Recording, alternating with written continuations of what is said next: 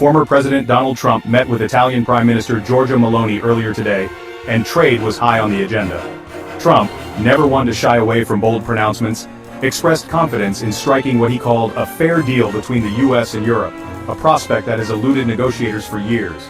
Meloni, who has aligned herself closely with Trump's brand of populist nationalism, echoed his sentiments, stating her desire to make the West great again. But what would such a deal entail, and what are the chances it could actually come to fruition?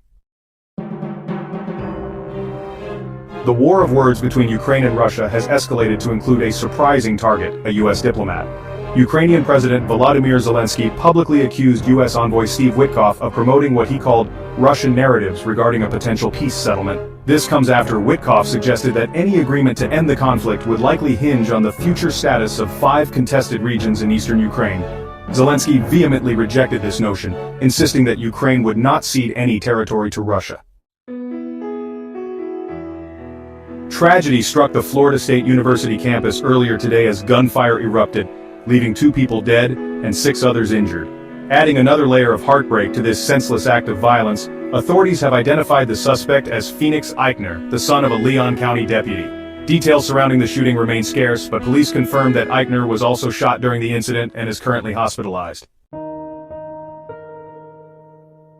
A disturbing report from the BBC reveals that a staggering number of US weapons, estimated to be around 500,000, have been unaccounted for since the US withdrawal from Afghanistan. Sources tell the BBC that these weapons, left behind in the chaotic evacuation, have been lost, sold, or smuggled to various militant groups, including affiliates of Al-Qaeda. This raises serious concerns about the Biden administration's handling of the withdrawal and the potential consequences of these weapons falling into the wrong hands. A heated legal battle is brewing over the rights of Indigenous communities in the face of energy infrastructure projects. Indigenous rights lawyers are pushing back against the imposition of pipelines on tribal lands without their consent, arguing that such actions violate fundamental constitutional obligations and human rights. They contend that Indigenous communities have the inherent right to self-determination and should have a decisive say in projects that directly impact their lands, resources, and cultural heritage. Authorities have called off the search for a woman and her 2 young children who went missing near the Quebec-US border last week.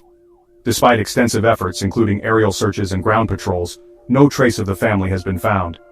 Police now believe the mother and children may have left the immediate area by car, but their whereabouts remain unknown, leaving a cloud of mystery hanging over the case. The U.S. Supreme Court has agreed to hear arguments in a case challenging former President Trump's executive order seeking to restrict birthright citizenship. This controversial order, a cornerstone of Trump's hardline immigration policies, aimed to deny automatic citizenship to babies born in the U.S. to undocumented immigrants. The case has far-reaching implications for the interpretation of the 14th Amendment and could have a significant impact on the future of U.S. immigration law. That's all for today's top 7 breaking news stories. We covered a lot of ground tonight, from the halls of power to the front lines of conflict and the heart of American communities. Remember, staying informed is crucial in navigating the complexities of our world. It allows us to engage in meaningful conversations, hold our leaders accountable, and advocate for a more just and equitable society. So please, stay informed, stay engaged, and most importantly, stay safe. See you next time.